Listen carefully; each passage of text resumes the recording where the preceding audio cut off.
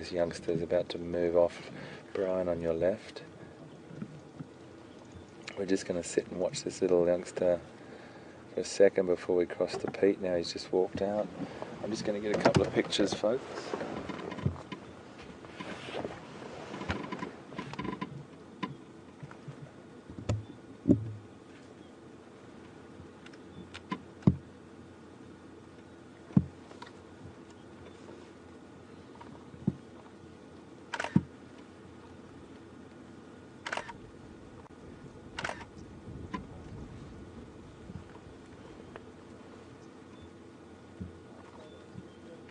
And he's going to lie right down there for us. Little man has just literally laid down right in front of us. He's about probably 10 feet away from us at the moment.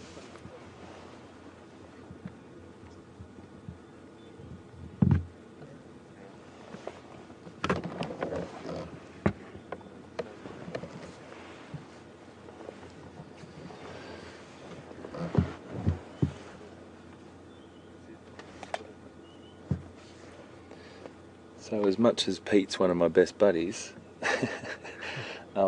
we might not cross just now because this cub's just come out. We'll cross in very, very shortly, but I'm sure if he was sitting here he'd say just hold this for a little bit, because we haven't seen this beautiful little cub for most of the morning, and he's laid down about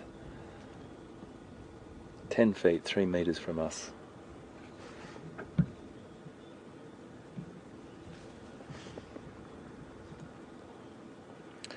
Okay, well there's some beautiful little pictures of him. So what we'll do now is we'll cross the peat, and I'm sure they look like they're going to be staying put, particularly while Mum's still finishing off that carcass, and she'll be there for some time. So if anything really exciting happens, I'll make sure we come straight back. But at the moment, they're setting, and we're going to cross over to Pete and see what he's up to. And please say thank you to him for me, from everyone, for bringing me in here this morning. Absolutely amazing gesture, and hats off to him. We'll see you just now.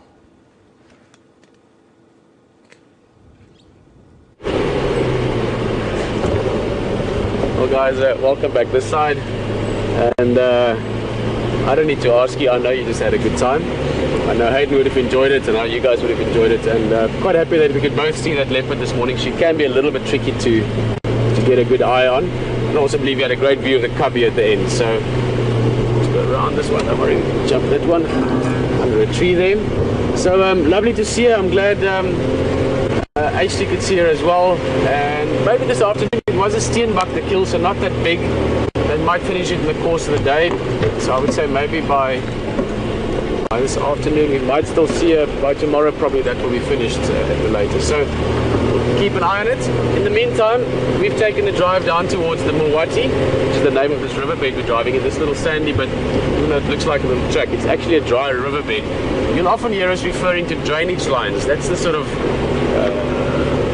not colloquial term, but the term used in this area for these little dry riverbeds. They drain the land, so the drainage lines, that's where it comes from. Makes for a good road, also makes for a beautiful drive. If you're just looking around, you'll see there's lovely big trees. I mean, look at this one here, it's a massive big jackalberry, also referred to as an ebony sometimes. It's lined by all these big trees, leadwoods and some of the thorn trees, the acacias and so on. So it's just a beautiful drive. Always exciting, because you can't really see what's coming around the next bend until you're right on it. So it's a fantastic place just to look around in and see what you might find.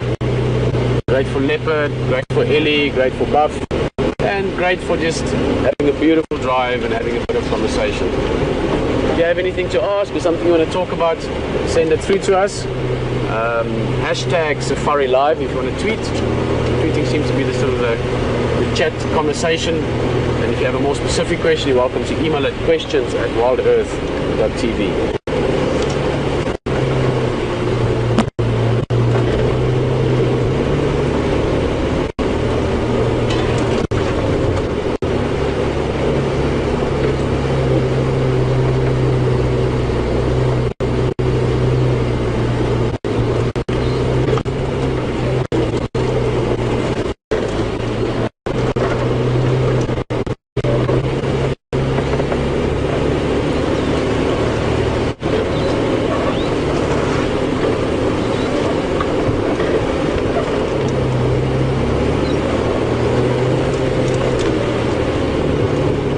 well, great question out of Canada. Hello, Blair. That hole is busy caving in. That's where we dug out the water the other day, or dug out the sand to get to the water is maybe more correct. Guys, I'm going to answer your question shortly, Blair. We're just going to go under this tree bridge, and we just have to dip the antenna for that, so it might just spike for a second. Right, so actually perfect morning to explain it. Let's have a look. What is that? The hyena tracks. More hyena. Blair, you're asking about the vehicle procedures at the sighting, and this morning with the leopard and leopard sightings, you'll often get that, you know, the sense of it, because it's a relatively not limited, but you know, spatially a leopard is one thing to look at, so the vehicles are closer to each other than you would be, for instance, with a big pride of lions or elephant. But Blair was just asking, how does it work? Does the first vehicle become, I think your term was the boss? Quite like that. I'm the boss now. Basically, that's the rule. So whoever finds the sighting first on the location, or the lock, that's what we call it on the radio, the lock, that person controls the lock, in the sense that if someone else wants to come have a look, they chat to him and so forth. Depending on the area you're in, it can be very organized. Further down south in Sabi Sands, the protocols are very, very strict, partly because there's a higher vehicle density there. So basically, let's say we found it, we'd be on lock. I would radio it in, all stations, we've got a leopard, it's up in a tree, it's got some food, and you give it a little bit of a description as well, just so that people know, you know, is it a sighting. For instance, if it's got a kill up in the tree, that means the leopard should be there at least for the remainder of the whole drive, maybe the remainder of the day. So now a guy that's driving far away knows that he can plan it maybe for later in his drive, or for someone that hasn't seen a leopard and he knows his guests are leaving today. Keep in mind, they can't always come back like you guys can the next drive. If the guy knows, listen, my guests are leaving today and they've seen everything except a leopard, he could, yeah, it's in a kill, and he'll be like, okay, cool, I can plan to see it. Or it's busy moving, he wants to get there as quick as he can to try and get the view. So that's the basic information, what it is, where it is, and what the situation is. Then vehicles are ready and say, hello, it's, you know, let's say I found the leopard, then Hayden might radio, or Aubrey or Texan or someone, and say, we'd like to come see it, can we come and join? So then he gets the second view and the third view as well. We can go 3 vehicles to a sighting, that's the general rule. After that, if there's someone else, they say, well, I'd like to take first standby or second standby. It's not often that there's that many vehicles up in the north here, but and you organize it like that. Someone is maybe close and he says, listen, I'm 5 minutes away, can I come and view for a bit? And then John, who's coming from far away, by the time he gets you, I've made space for him. So you just organize it like that, and then whoever was on lock normally hands the lock over to the next person that arrived after him. But again, what we often do, and even with the guides, is you might hand it over to the guy that came in last, because he will be there longest, and you just I'm just thinking which road to take. Let's take this one. So basically, you just control the flow of vehicles to make sure that everyone gets a nice opportunity to see the leopard, and that there's not a lot of vehicle pressure at the sighting. So that's one of the things that makes Sabi Sands one of the best places in the world for big game viewing, because it's lots of big game. Firstly, very important part of big game viewing is you need lots of big game: leopard, lion, elephant, big 5, giraffe, you know, all that kind of stuff. Secondly, those animals are used to vehicles. There's no hunting here, so they don't see vehicles ever as a threat. So they're very well habituated, which is the term for that. And then thirdly, the relative good network, or the density of roads and vehicles and guides and trackers accompanied with that. So the ability to find these animals is crucial. I mean, you can imagine finding those leopard, it's not the easiest thing in the world. So great trackers, great guides, relative density of vehicles, relative good, you know, density of the road network, all those things play a role in finding them. And then ultimately, once that has all happened, once you have found the leopard, the ability to really, in a very flowing, friendly way, almost all of the time, the vehicles sort of, call it dancing together if you want, just working together, that everyone gets a great experience, and that the guests get a personal, intimate view. You can go off-road, massive example of, or massive benefit, the fact that you can actually follow the leopard into the bush. And then secondly, when you're there, you're normally 1 or 2 or at the most 3 vehicles viewing it, so you get a really personal, intimate experience. All of those factors combined makes for some of the best big game viewing in the world, which is why we are here and which is why we wanted to bring you here, because this is something that we should share with as many people as we can. Sorry Blair, I sort of went off on a little mini marathon there, but that was a very good question, and also a good one to understand, to explain a little bit for those of you that haven't been on many drives.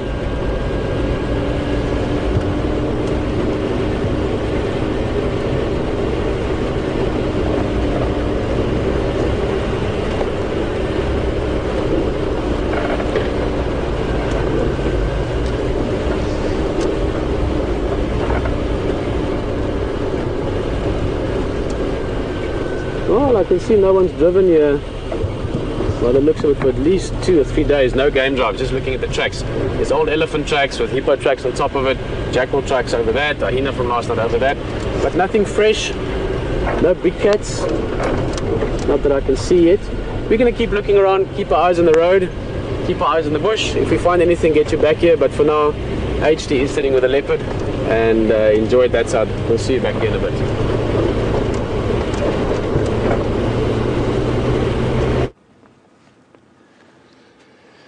Well, we're back, folks, with Shadow and her cub, and not a great deal has changed from the situation when you left us.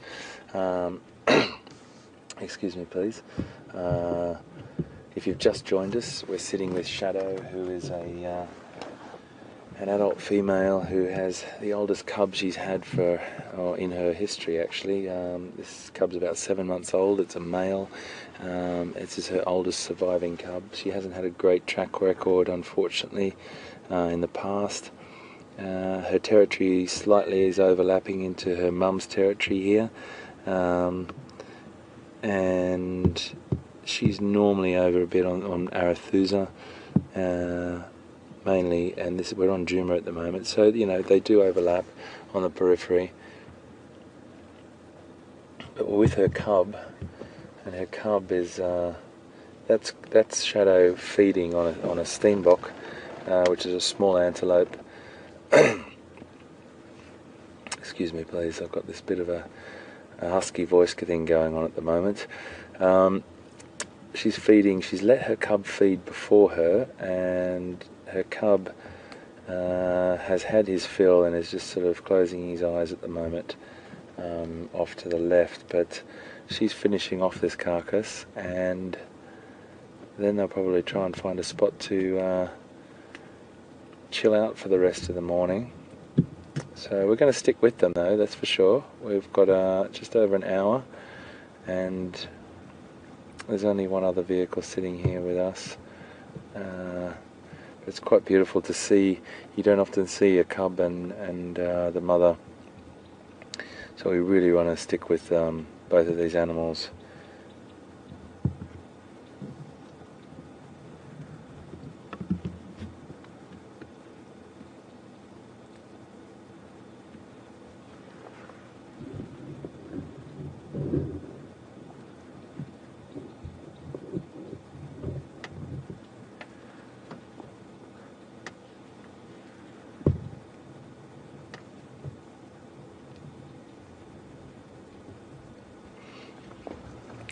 I'm pretty sure these guys are going to stay as they are, folks. So it's you know, you've got this beautiful little cub, which we've got some lovely pictures of, and also mum feeding. So I'm going to stick with them, and anything that happens, you know that I'll come back to you, of course. But I think we cross over to Pete and see what he's up to. I know he's getting around the reserves at the moment to find anything that he can.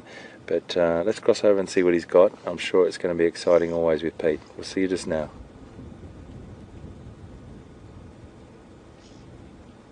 Guys, well, as mentioned a few minutes back, glad you could see the leopard again. Looks like they're going to stick around for a bit.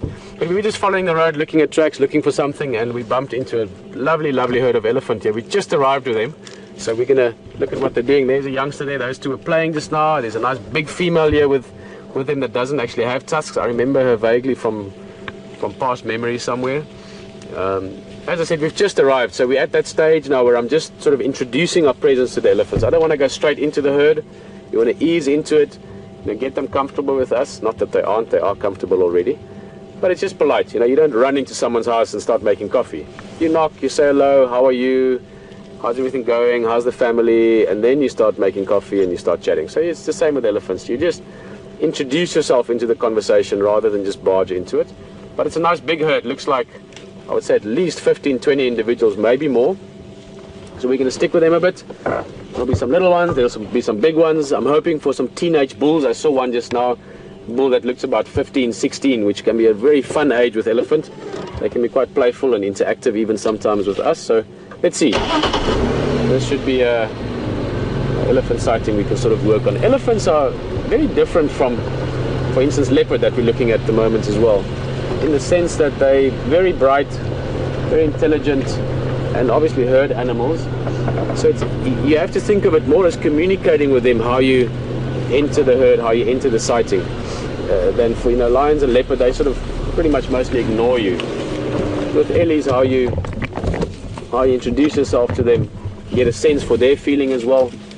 Some herds, sometimes you can feel that they're a bit tense. Maybe there was a bit of an argument in the herd, maybe one female or one bull or something, they had a bit of tension amongst themselves or whatever. Maybe they were upset by a group of lions half an hour ago. We don't always know their social or their emotional state. So it's good just to get a feeling for what they're up to.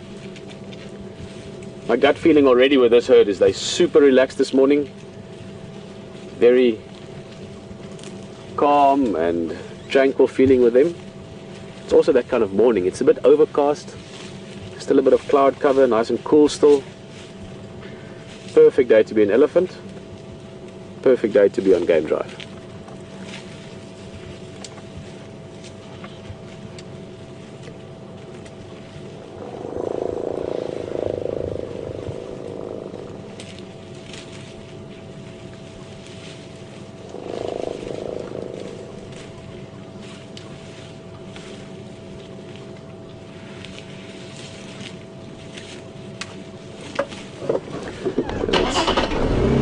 Move around a little bit.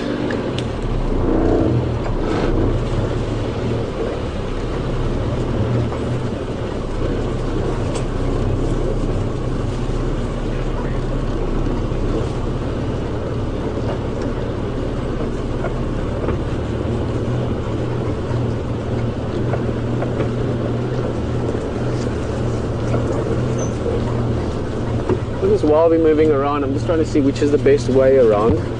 Ideally we want to sort of come in from the side slightly to the front of the herd so that we can join them in the general direction that they're moving in. So we're going to try and find a way in there. So it might be a bit thick, I might have to go back, but we'll find a good spot. I'm not leaving, don't worry.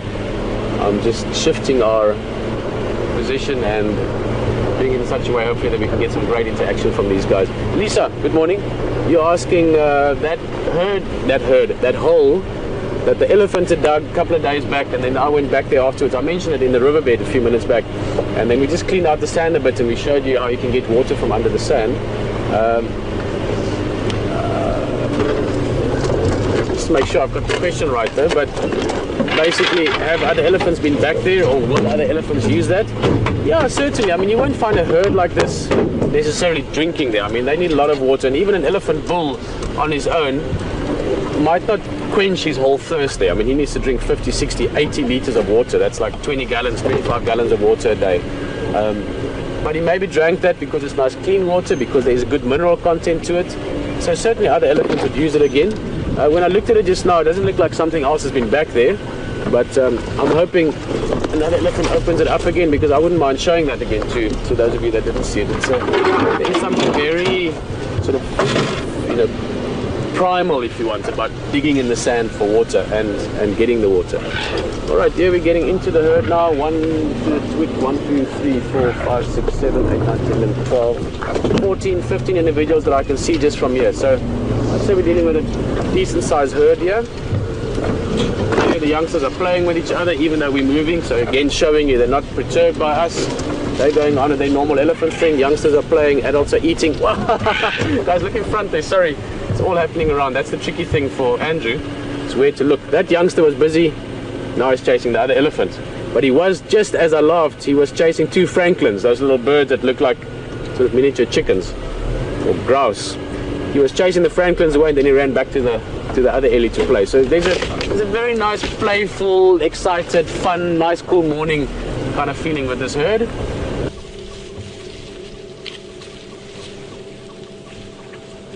Hello. Having a look at us as well. Yeah, they're all coming along. This one has got quite a nice set of tusks for a relatively young elephant.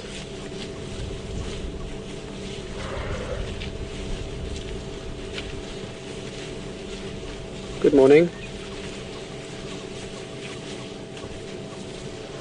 The tusks can vary as well a little bit per area, in other words, relative to the conditions of where they live, and also per individual. Some elephants have bigger tusks than others. Some people have long brown hair and some people have blonde hair. Or shall I rather say thick hair and thin hair. It just varies with elephants as well. That one should have a nice set of tusks when he's older. And let's see who's next.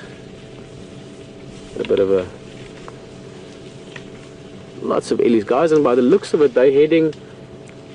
I would assume they're going to end up at Gari Waterhole later on today at Voitela Lodge, that waterhole.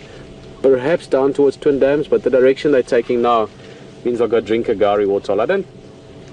maybe still in drive time this morning, depends on how they keep moving. But certainly in the course of the day, for you guys watching the waterhole, I think there's a very good chance of seeing a nice sized elephant herd coming to drink later on. Maybe before the end of drive. We're going to stick with these guys now, possibly for the rest of the morning.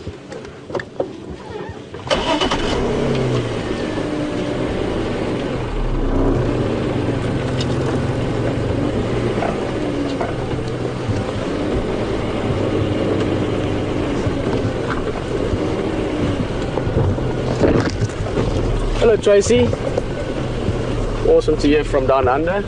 Tracy's saying hello from Australia. Just in case I can't remember that I've spoken to you recently or before. Hayden's also Australian, you might have noticed from his accent.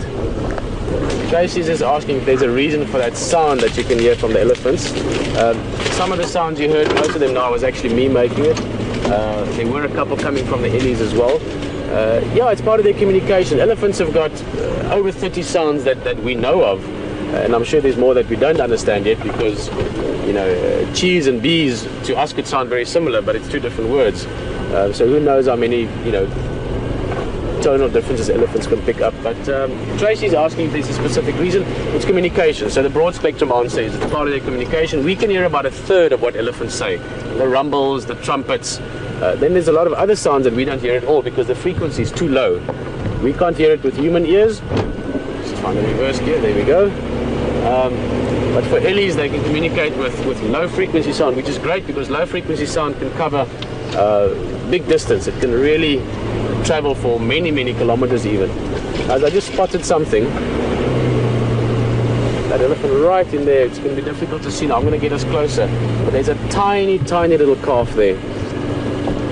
I don't think days old, but weeks rather than months. In other words, we'll get closer now, I'll see. But I would guess 1 or 2 months rather than 4 or 5 months. Tiny little guy. And Tracy, just over the years, it's a bit of a personal habit, I guess, that I've started mimicking that sound when I get into an elephant herd. I've never seen it as a negative. I have experienced it as a positive often. Guys, look at that. Little one, sticking close to mum's heels.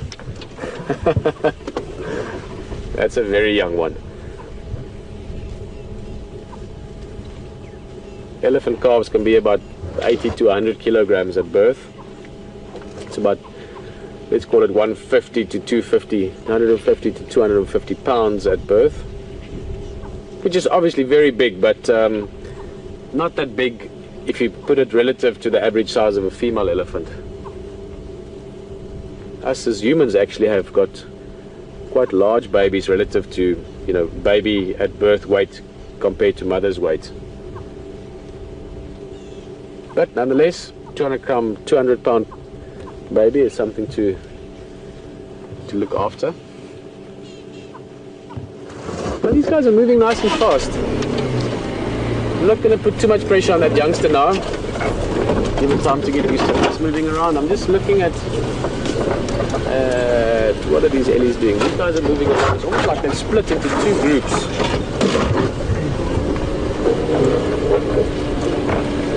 Perhaps the others are just heading a little bit further south, but I do have a feeling that they're going to continue on together as one unit. It might actually be two little herds that have joined together a bit.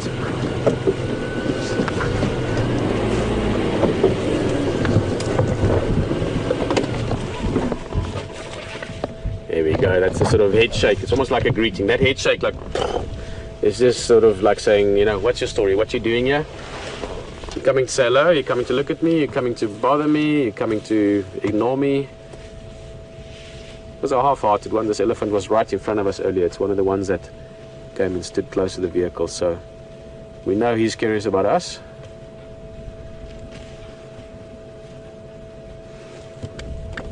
Eating a bit of grass.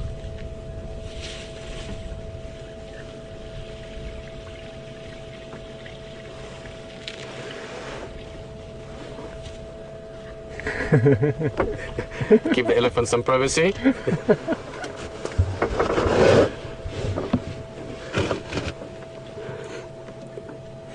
Well, I think, you know, let's give these guys a moment. Hayden's got a different view and a better view of the leopard again, so you're going to join him for a bit. I'm going to move around a bit, just see where the habitat works best for us, just to get into the herd again. They've sort of spread out all over now, so we're not really going to keep up through the bush. So we'll get you back here in a bit for some elephants. In the meantime, enjoy the leopard and see you back shortly.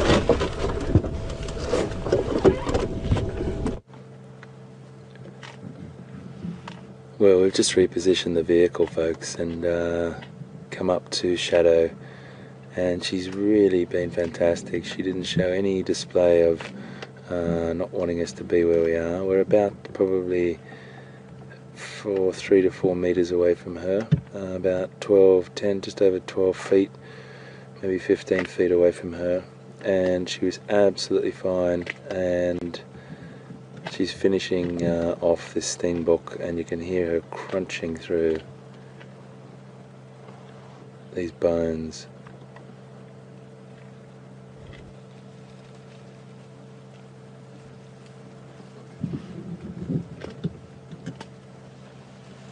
The cub is just there,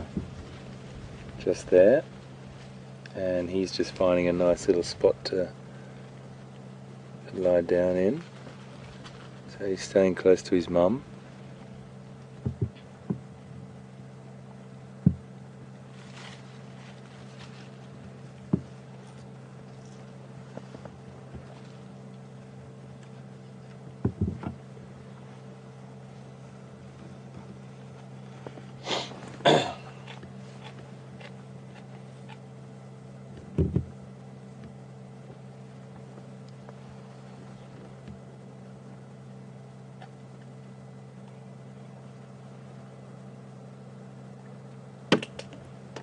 So they'll have about 1 to 3 cubs.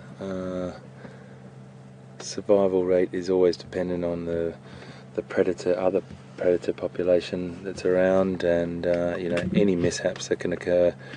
And it's not just other mammalian predators. It can be reptiles as well. It can be rock pythons. It can be different species of raptors, of birds of prey. And the list goes on. So it is a pretty tricky world, being a cub of any predator.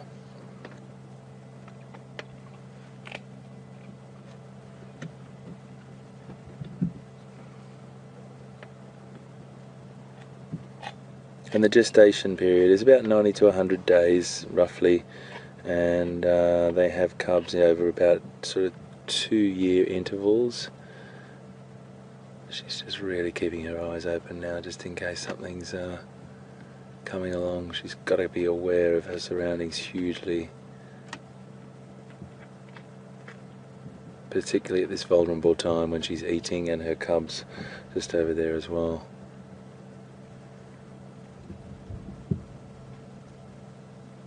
She's sensing something.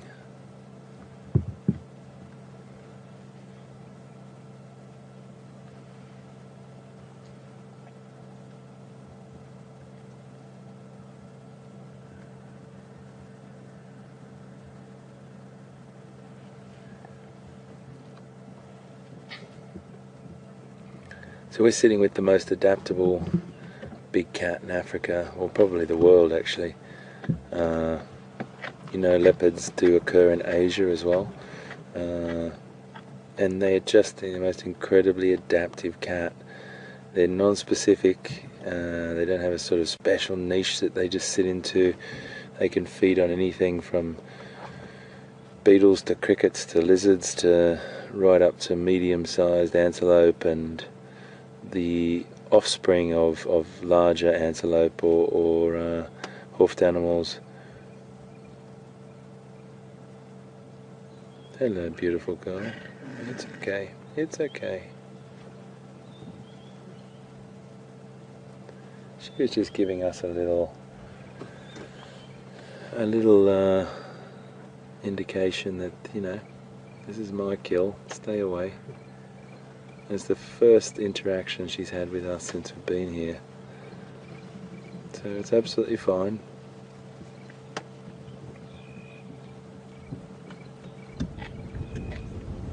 She's completely comfortable, and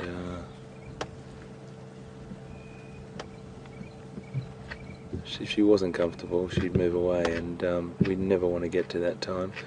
We've gotten her used to us for the last hour or so.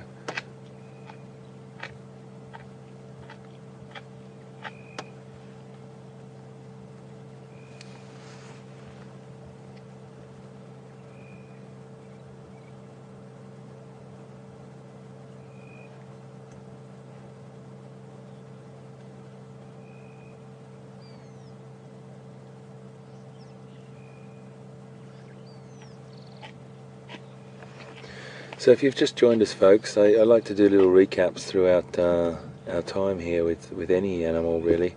We're sitting with Shadow, who's the daughter of Karula, and she's also got a cub, and that little cub is 7 months old, a little male, and he is just over in the bushes to the right, but at the moment we're just watching her eat. Brian's moving across to give you a little picture of him right now. He's just sitting in there, and you can see that beautiful camouflage right in there. He's had his feed. He's been with that carcass for quite some time. His mum let him have his feed first, and then she went on in. But the interesting behaviour that we saw then, excuse me, was that the cub decided to walk past his mum, and she gave him a really big snarl, as if to say, you know, you've had your fill, you've had your part, you've had your bit, it's my turn now, stay away. So he's just gone and parked over there.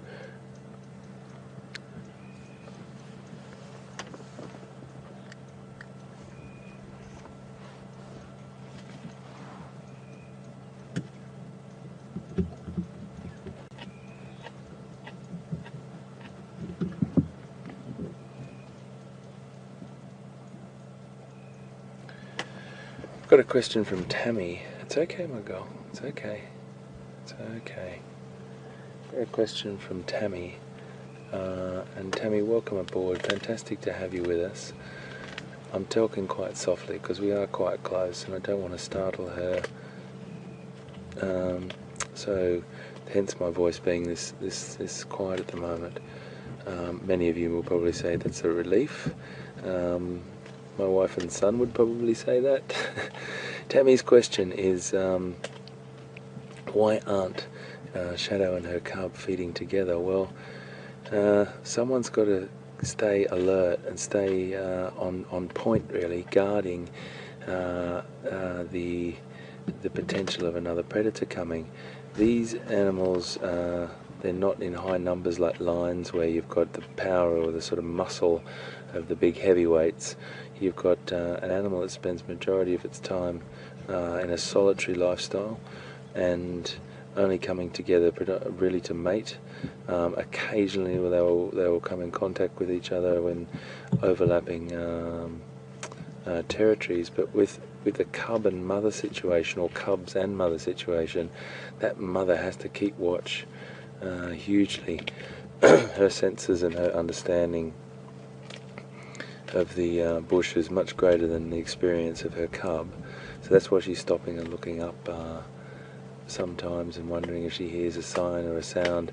There wasn't a little alarm call of a bird over there before, and she stopped and looked over, and that's where you get the sort of bush newspaper type of idea, or that script of the bush, that everything interacts with each other and is a bit of a tapestry, a bit of a woven sort of tapestry of the bush. And there's so many things that us as adults probably humans don't even pick up.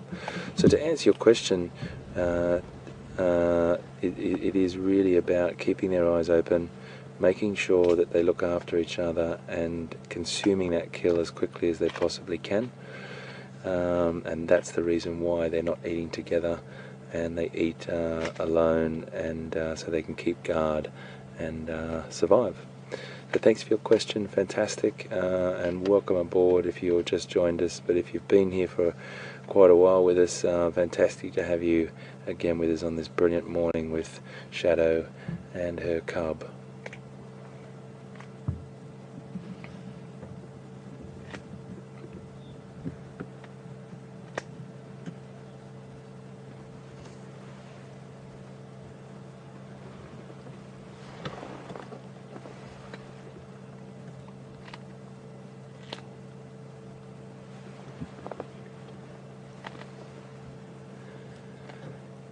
Okay folks, well I think she's getting to the end of her meal here, so we might just cross over to Pete and see what he's up to, and as soon as she gets to the end, she might move into a closer position with her cub. She seems to have a little bit of bone stuck there or something, but she seems to have swallowed it now. Let's cross over to Pete and see what he's up to with those Ellies. We'll see you just now.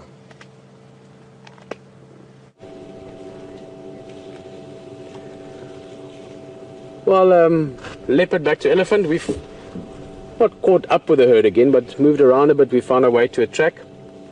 This is one of the teenagers, or looks like a young female, just grazing here. She was under a torchwood tree looking for a few old seeds, but didn't find much. For those of you that have been following us for the last many months or years even, we did have a very dry season this year. The rains came, well, almost not at all. There was great concern for winter, and then we had late rains, which means now we can actually sit in the month of May, and this elephant is still eating nice green grass.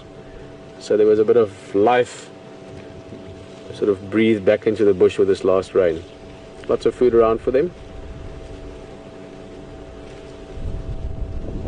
I just want to catch up with the rest of the herd again. This was just a very nice setting. You'll see just the general area here. There's a bit of an open little clearing here around this big tree. This is the torchwood tree that I mentioned, this big one, and it is really a big one. If you look up into it, probably 10-12 meters tall, 30 foot, something like that. I'm gonna try and keep up with this herd. So the rest of them are up that way a little bit.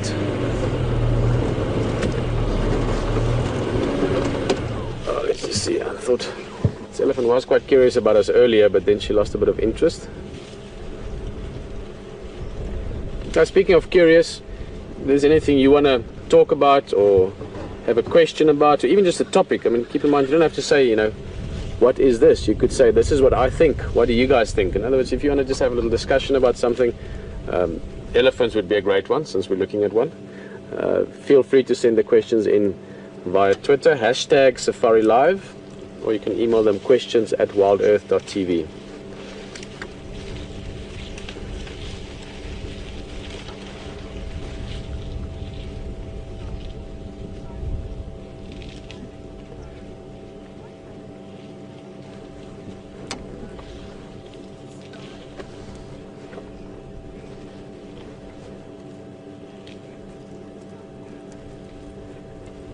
Well, let's move a little bit.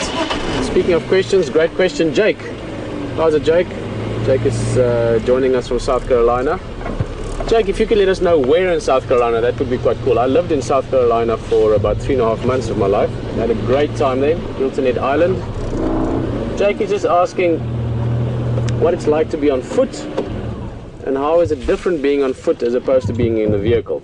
In this case specifically relative to the behavior of elephants. Jake, with elephants it can actually vary quite a lot. Again, because there's so many situations possibly. You know, one elephant, a couple of bulls together, a big breeding herd, you know, are they themselves relaxed at the time or not? Actually, hang on, I'm just going to move a little bit. I'm just going to go around the bush. That elephant's walking in the other direction, and if we just get along this side, we should get a good view when it comes out. Jake, so firstly, animals behave very differently towards people on foot as opposed to a vehicle. Because on foot, they react to us as another animal, mainly as one that they either are afraid of or at least wary of.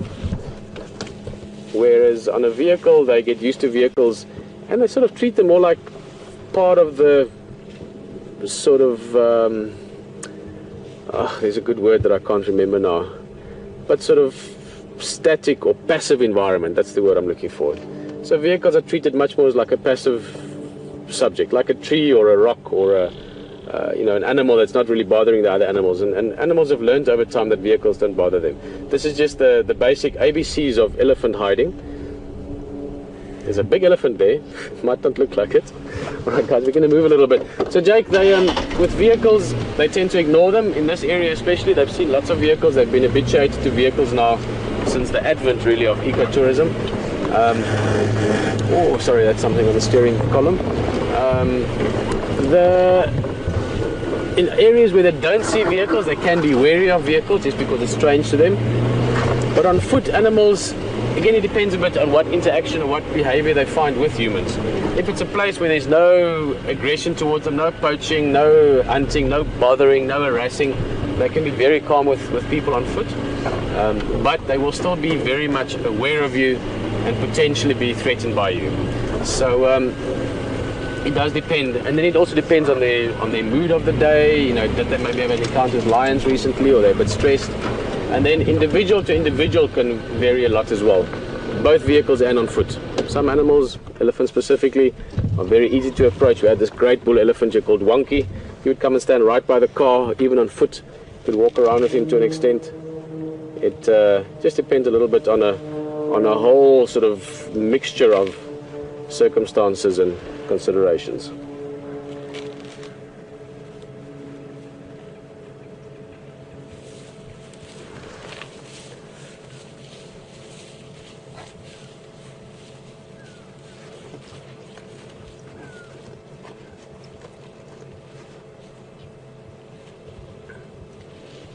Well, this guys, if you've just joined us back here, this is a young elephant we're following now, sort of in the process of keeping up with the herd. Although having said that, the majority of the herd is now further ahead. We're coming up to the Mulwati riverbed, which is very, very thick. I've been here, Jake, to add on to your question, both on foot and in a vehicle. Certainly it's easier on foot in here, but it's very, very thick. So rather than try and bunderbash through this, I'm going to take us back to the road and we're going to take a drive around to the other side. It feels like these elephants are picking up their pace a little bit, maybe heading down towards Gari Waterhole. So let's see if we can confirm that or not.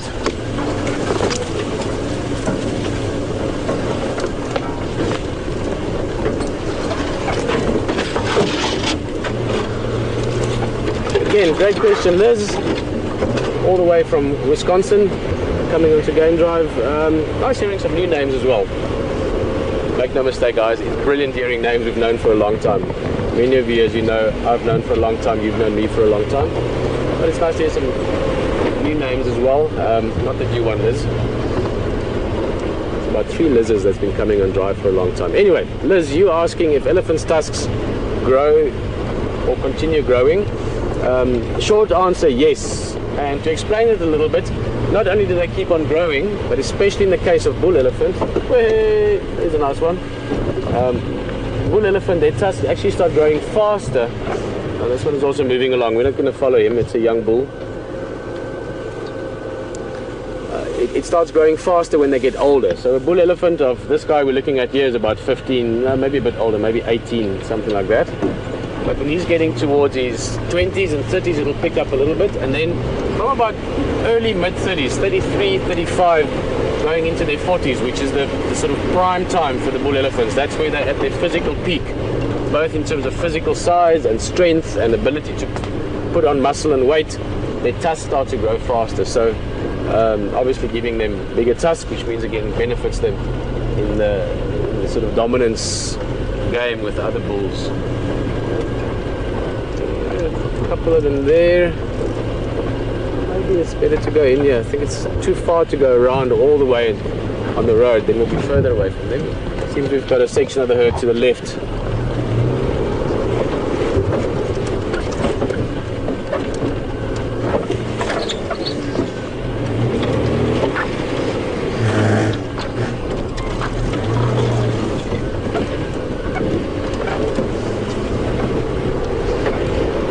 Poke my nose in here. See if we've got a bit of a group here. If we've got a nice group, we'll sit with them. Otherwise, we might pop back to the leopard. Let's just see if one outweighs the other.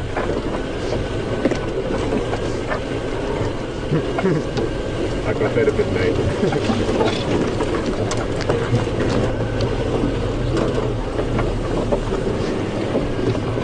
Here's a nice Ellie.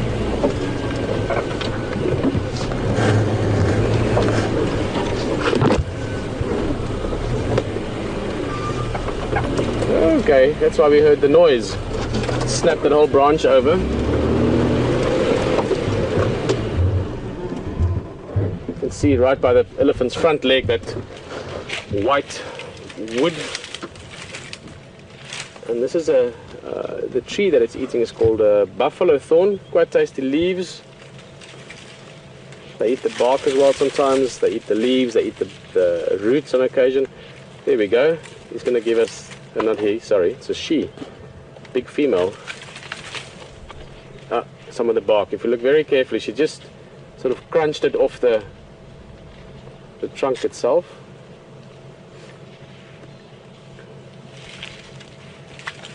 And this is another, let's call it not a misconception, but a perception people often have of elephants is that they destroy the environment, they do so much damage. Now, keep in mind, elephants have been along for a very, very, very long time. And the habitats have survived very well with elephants there. And it's crucial to have animals that open up areas. In small ways, your browsers, things like a kudu or an impala or a giraffe, they help as well because they sort of prune back the bushes when eating them. Same as buffalo and zebra would be doing to the grass, they're mowing it. But you need something sometimes that can open up things a little bit, and that's what elephants do. They push down a few trees, and in doing so, they open up the bush, not only in terms of the physical space, but also in terms of light. So in this case now, if you look at this sort of, the bigger picture here, she's broken the street open, which means now that grass that was growing under it can get more sunlight, and also those branches to the right. So in this area, off on this side, that whole area now is becoming this little micro environment. There's some thorn twigs and bushes and branches there now, so you might find a little bird can make a nest there, or some of the rodents might start living there. And the grass growing there has got a great opportunity to grow with protection from grazers. So all these things play a role in how the environment changes a little bit. And to just say elephants destroy the environment would be a very short-sighted or limited view on things. It's important to have big animals like this around that keep the environment open for other animals. And a perfect timing from that Ellie. I think let's do one more question quickly, and then perhaps we go and have a look at that leopard again.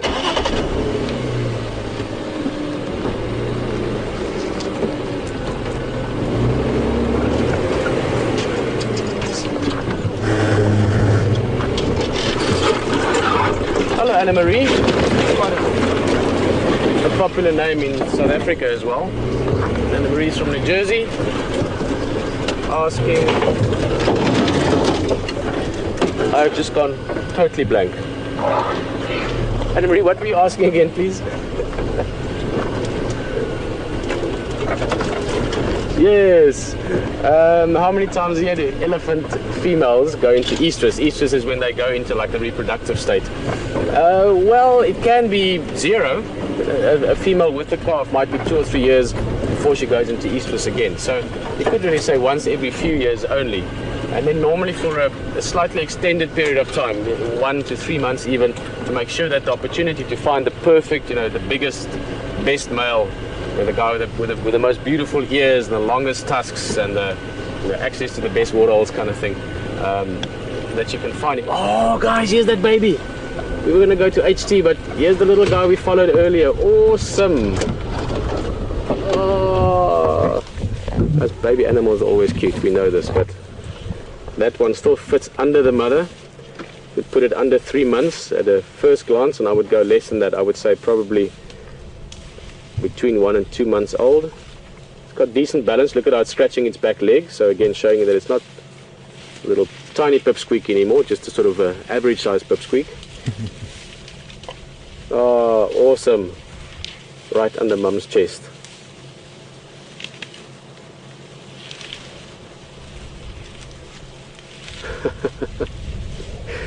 Sorry guys, I just love Ellies and these little guys.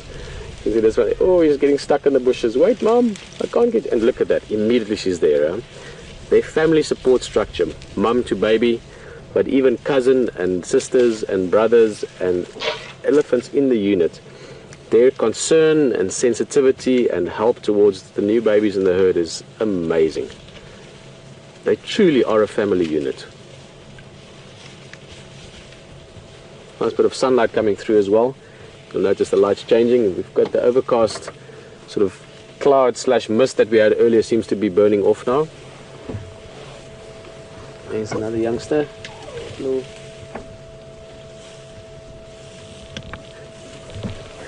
That's rad. Oh, little baby. Okay, let's go around once more. If we can get another good look. Otherwise, we'll go from the baby Ellie to the baby leopard. Let's see.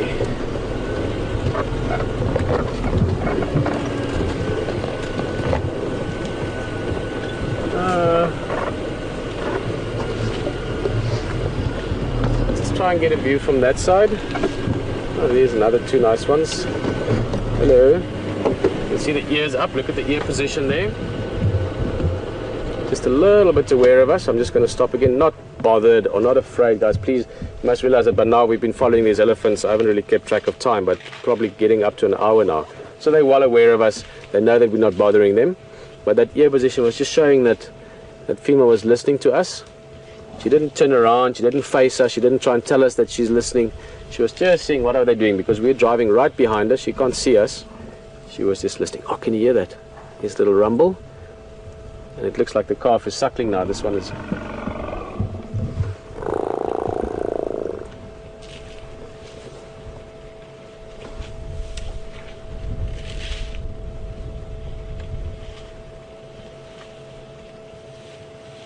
Beautiful colors on the leaves there. Just look at the sort of the subtle yellows and beiges coming in. We are in autumn, but because we had this late rain, it's greener than it would normally be. And we've had some, not strange, I mean it's normal behavior, it's nature, it does what it does, but had a few of the trees flushing new leaves again, the marulas for instance, which is quite funny. But a lot of the trees also, in this case, the Combretum apiculatum, or the red bush willow, the leaves that we can see there. A lot of these trees would also start changing the leaves already, because trees don't only respond to rain or not rain, or to summer and winter. Their main trigger. Ooh, did you hear that? Nice. Bit of trumpeting going on there. We're sitting in a herd and they seem to have spread out over.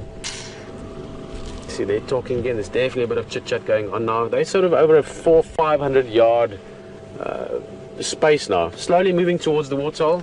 We've got half an hour of game drive left.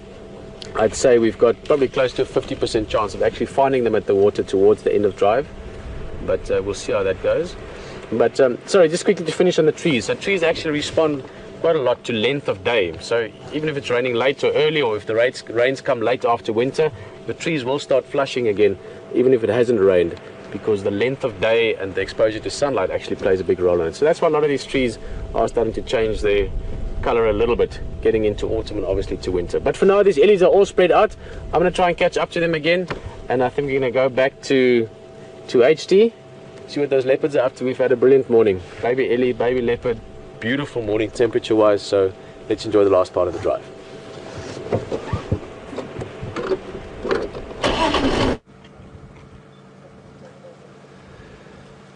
Well, we're still with Shadow and her cub, folks, and it's been quite a beautiful time just to sit with them.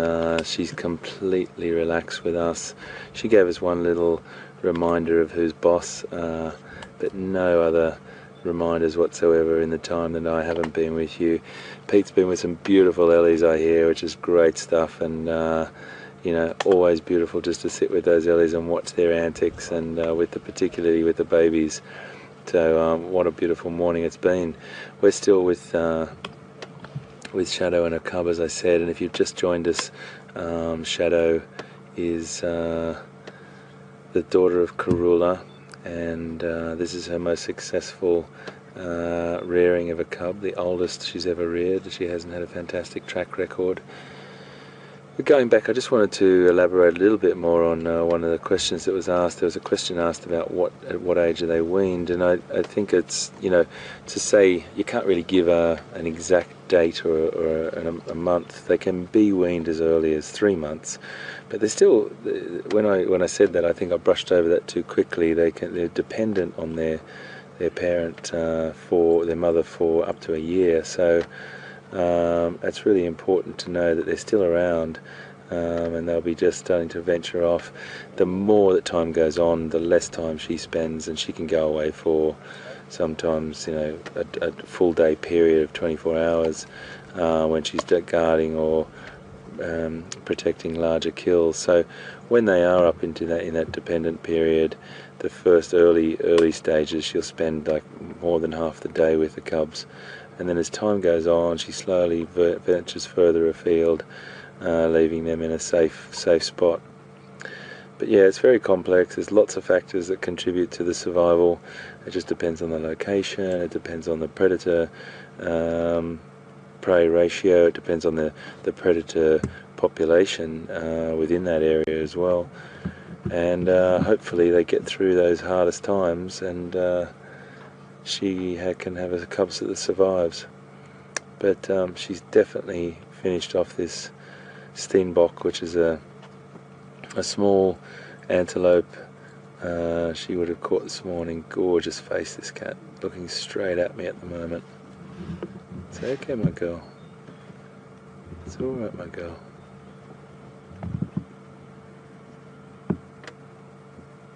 She is quite the business, isn't she?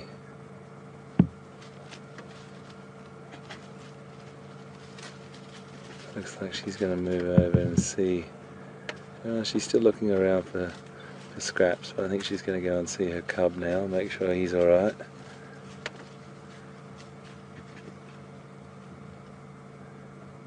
She's just moved over the other side of that vegetation. She's licking her lips, and she'll probably spend a bit of time cleaning herself up. Cats, all the cats, domestic and wild, have all got that tendency to clean themselves up, lick their paws, groom themselves. So she's on the move, and she's either finding a place. We've got her little cub coming back into shot now, just to see if there's any morsels left over. And it's really interesting behaviour to watch, folks, that he's sat over there. His mum gave him the cue to stay away when she was having her feed. So he'd already had his share. She finished it off, and he's come back to see if there's any little scraps left over. I'm predicting that if there's not, he'll go and follow her, but I doubt that she's moved very far from him. She's probably just moved off over. Yeah.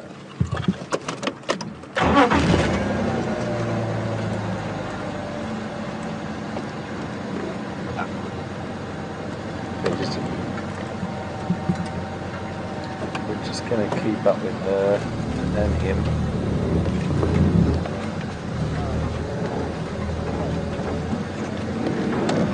Just direct me back there, please, mate. Folks, I'm just trying to negotiate this area. we're going to try and get over a little bit closer there. I couldn't go.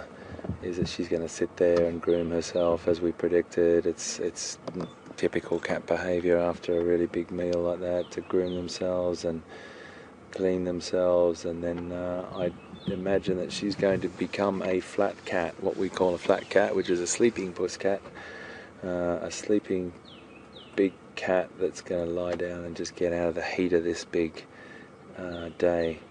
Wow, what an incredible sight to see the cub in the background.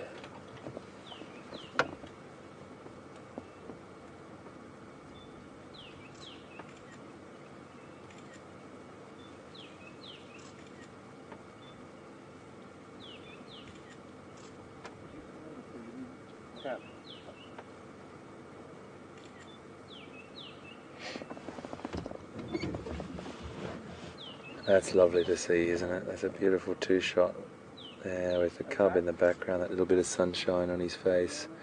I did take a lot of photographs before to ID him, so we can keep him in our records.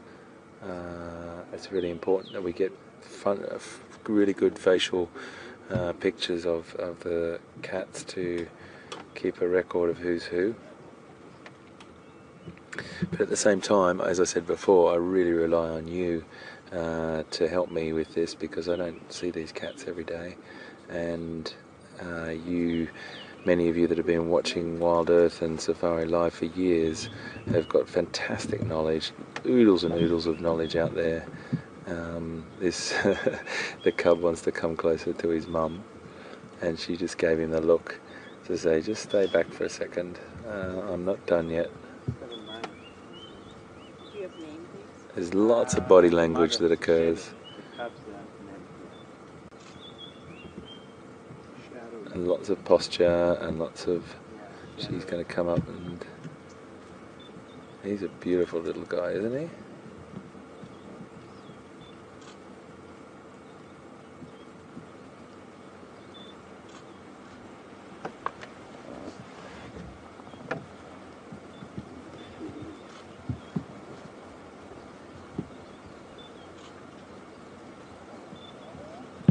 Beautiful bit of parental bond there. Look at that. Oh, that is just beautiful, eh? Yeah, stand back. I'll try and get it around.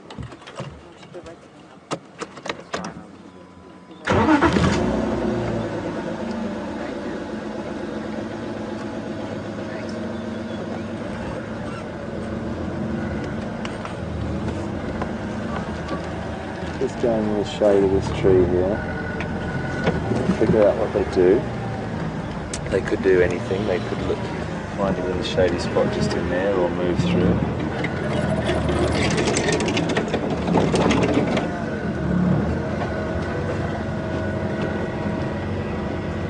I just want to orientate the vehicle so we are in the same direction as them, but I think that this little guy's just going to walk right in front of us.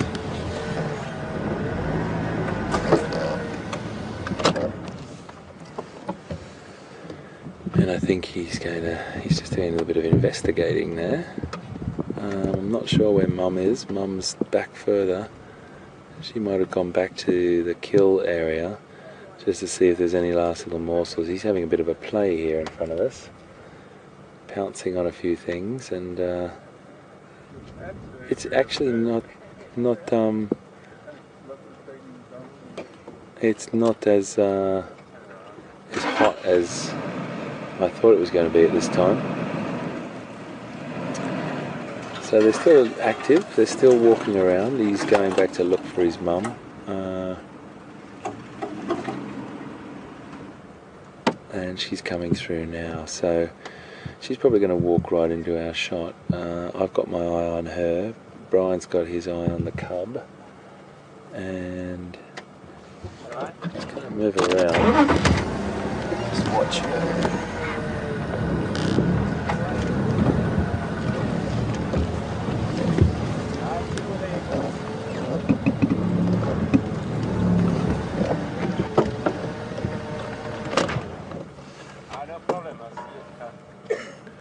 I'm not sure what she's going to decide to do. She's about 3 meters away from us at the moment. She's picking up scent. Oh, I can see what it is. Right now, the picture fits together. This is the serval that she either killed. I just want to watch their behaviour first because he's in a real playful mood, and I'll come back to the serval. And you see just there, Brian, it's not a great spot for you, mate, but I'm going to just move forward ever so gently. It's okay, my boy. It's okay, my boy. Can you see, Brian?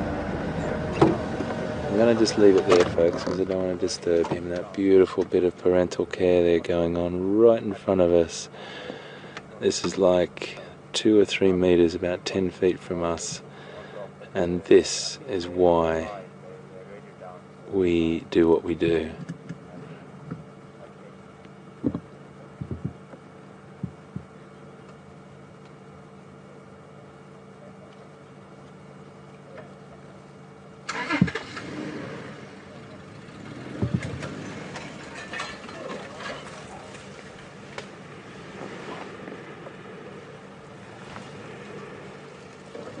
Too beautiful.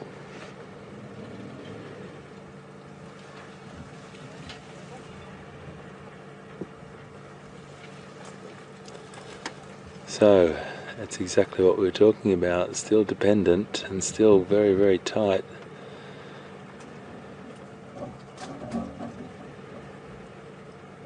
How beautiful is that?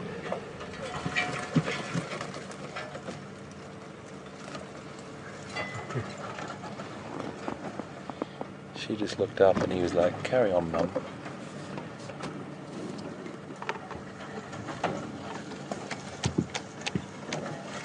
I'm just going to take a few photographs, folks, because this is just too beautiful to see at the moment. And I do apologise for all the clicking.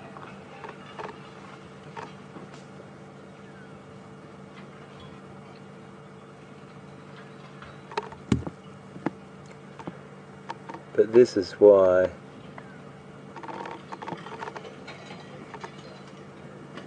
just beautiful. This is real bonding, beautiful. Oh, you're a beautiful girl. She's really cleaning him up, her little guy. Looking after her cub. The light is magnificent. We are in a beautiful spot. And both of these cats are so relaxed with us.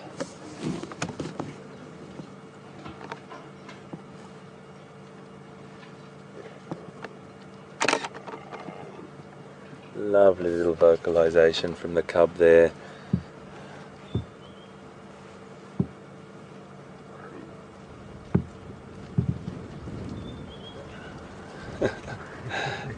Mum just sat on him then.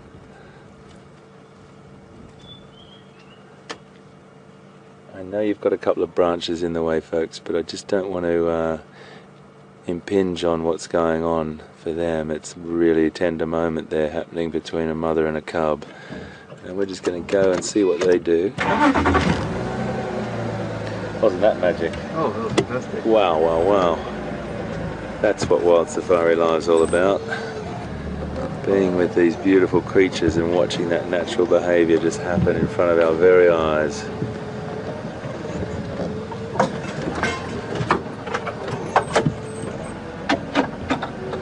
So these noises that you can hear, these branches and small sort of sticks that are sticking up, they sound a lot worse than they actually are, folks, because they're just running underneath the bottom of the car. It doesn't affect, you can see that the cats themselves aren't worried about it. I just go nice and gently and slowly, slowly. It's all about just going gently and calmly. I'm just going to, they're really into each other at the moment, so I'm going to just go up nice and slowly here. just get Brian a good shot and then turn the car off.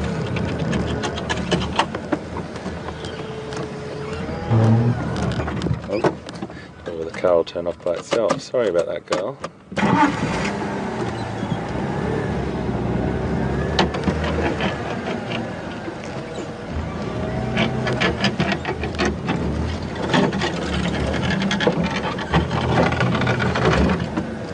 Is that alright for you, mate?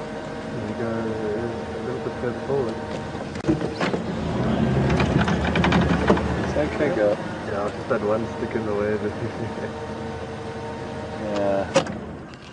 I think we're gonna have to live with the stick, folks. I think.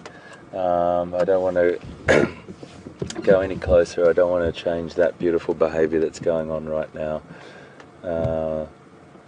This is a very, very tender moment that you're seeing of grooming and the mother caring for her offspring, her oldest cub that she's ever raised. So this is a great privilege to be sitting here right now with these two. And forgetting all the stats and the anecdotes and so on and so on, and just looking at two amazing animals interacting, mother and son.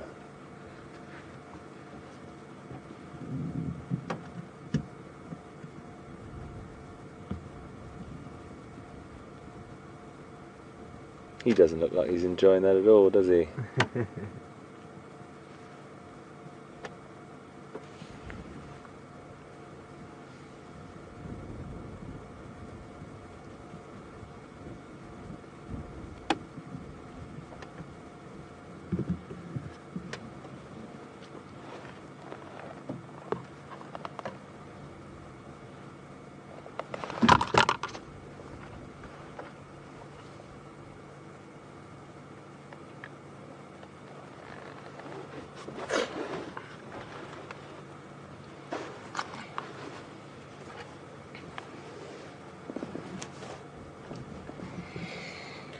Oh, this is just a pleasure, absolute pleasure.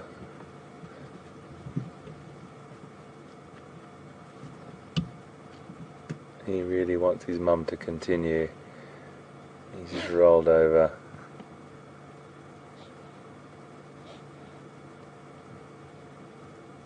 And this is typical behaviour too after a big feed with mother and cubs. She'll always clean the cubs up and look after them.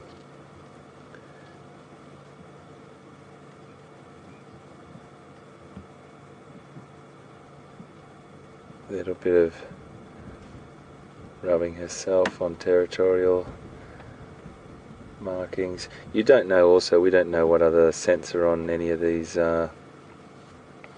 trees or sticks or shrubs. Oh, fantastic. Beautiful light, hey?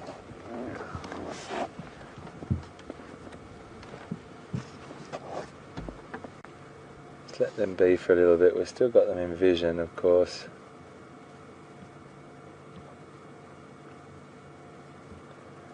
I know they're just around the corner, but I want to just give them a little bit of space. We don't have to be too close, as long as we can keep them visual and we've got a nice picture there. I'll just go around now. She's just moving around the back.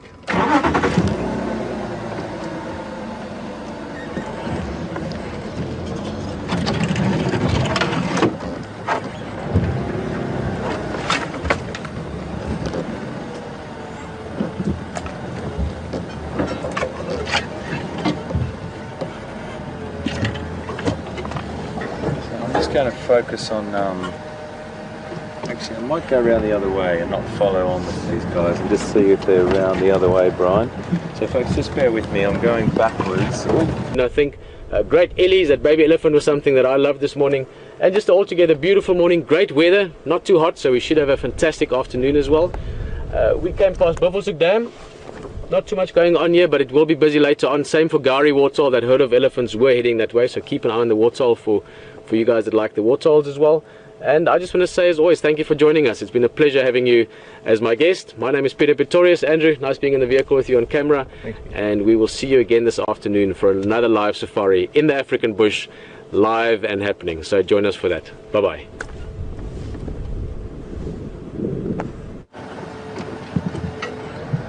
Really lovely bit of behaviour going on here. It's claw scratching, claw sharpening by both of them. They've just moved off a little bit here. I'm just going to just sit here so Brian can get a picture of shadow. Is that nice, Brian? Yeah, that's good. Lovely, lovely, lovely. I just want to take a photograph of that, folks, if that's okay.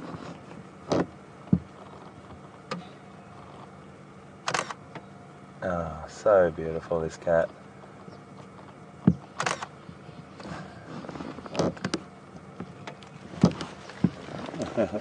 They're having some fun together.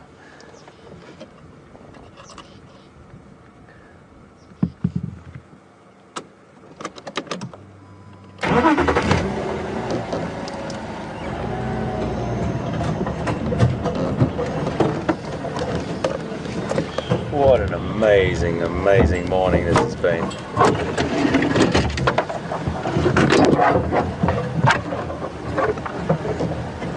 I have to say, folks, this is a big thank you to. You just grab that, right? Does that stick, mate? Oh, sorry, buddy. A big thank you to Peter for this. This is all he's doing here, bringing us in on this, and this is really in his honour. And thank you, all of you. I just want to give a couple of thank yous right now because all of you have been absolutely incredible this morning with all your information, your knowledge, and helping me. It's just been very, very special, and thanks so much. I really, really appreciate it. I'm sorry you're looking at the back of my head all the time. It's just that I'm not turning around to camera as much because I really want to just keep an eye on these two. And as you can see, they're just standing out there. She's just surveying the area. She may go across into Arathusa, which is just that line just along there. You can see that line. That is the road, and she's got to cross that, but she's coming out into open area, so she's just watching herself there.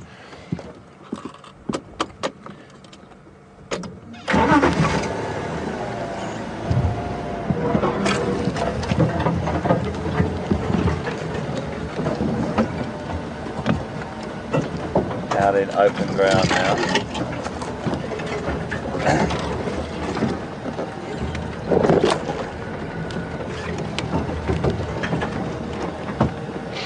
Just watch where she goes.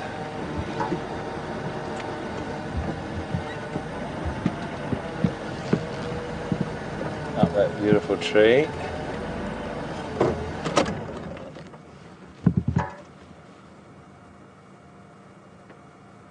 I have a feeling she might go up onto the top of that termite mound there.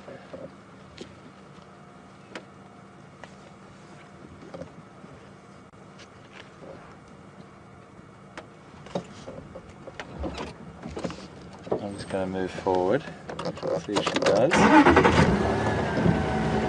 have a funny feeling she's going to go up. Oh, yes, she has. Isn't that lovely? Look at that, Brian. Right on the top of that termite mound, and her cub's going to follow her up. I had a funny feeling she was going to do that. It's just such a beautiful vantage point there. She's moving down the other side, or is she still up there, Brian? No, she's just gone down. Okay, we'll just move in.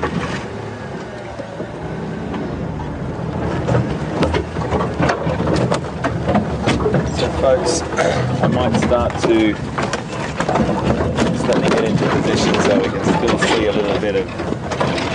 Oh, there she is. There she is. Beautiful. I'm going to talk to you whilst Brian's got beautiful vision there of those two cats, and start to sign off because I've got about 2 minutes to go. And I just want to thank you all for your wonderful feedback and support this morning, and your questions and the interaction that we've had on Wild Safari Live. And it's just a reminder of how special this project is, what we do here with all of you. You're all a huge part of it, and my line is always, we wouldn't be able to do it without you. It's just fantastic. It's just really, really important to be involved in it, and great to have you with us. Now, I just want to say one thing. There's not going to be a fireside chat this weekend. We've got 2 the consecutive fireside chats the following weekend, so we're not doing one tonight. We're preparing for 2 big ones in the next weekend, so just a gentle reminder on that. You know what? I'm not going to follow these guys anymore. I'm going to let them go off into the distance now, and just say thank you to them as well, even though, you know, we all know that animals can't understand. But Brian, I'm not sure if you can see. I might just go on a little bit so you can see her go off into the distance. Can you see her there, mate? She's just walking down there into the distance. We don't need to follow them right up to the wire. We can let them be now. We've had an unbelievable morning with those 2 cats. And I just want to thank Brian. Absolutely beautiful work. I want to thank everyone that assisted with that this morning, but the biggest thank you is to Peter Pretorius for bringing us in on that. Amazing job. And that's the first massive interaction I've had with a cub and the mother on Djuma and Arethusa. So, farewell, my friends. An absolutely beautiful morning. You saw it with us on Wild Safari Live. If you've got any questions, give them to us at hashtag Safari Live or questions at WildEarthTV. We are going to see you again very soon. Thanks so much. We'll see you later this afternoon. Bye now from Brian and I.